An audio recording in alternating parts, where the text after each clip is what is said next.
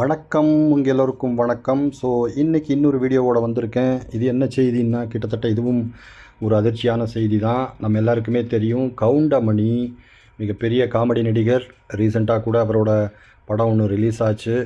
நம்மளையெல்லாம் 80s 90ஸ்லாம் அந்த அளவுக்கு சிரிக்க வச்சுருக்காரு. அவரோட காமெடியெல்லாம் பிரமாதமாக இருக்கும். அந்த நிலமையில் அவரோட மனைவி சாந்தி அப்படின்றவங்க கொஞ்ச நாளாக உடம்பு சரியில்லாமல் இருந்திருக்காங்க. ஸோ இன்றைக்கி அவங்க மறைந்து போனதா, ஏதாவது இறந்து விட்டதாக செய்தி வந்திருக்கு. உண்மையிலேயே வருத்தமாக இருக்குது. கவுண்டமணி அவரோட ஃபேமிலியை ரொம்ப அதிகமாக பப்ளிக்கில் வெளிச்சத்துக்கு கொண்டு வரலை.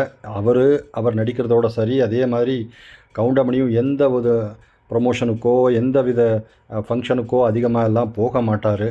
அந்த நிலமையில் நம்ம கவுண்டமணியோட ஃபேமிலி பற்றியெல்லாம் நம்ம எல்லாருக்குமே ரொம்ப டீட்டெயில் தெரிஞ்சிருக்க வாய்ப்பில்லை.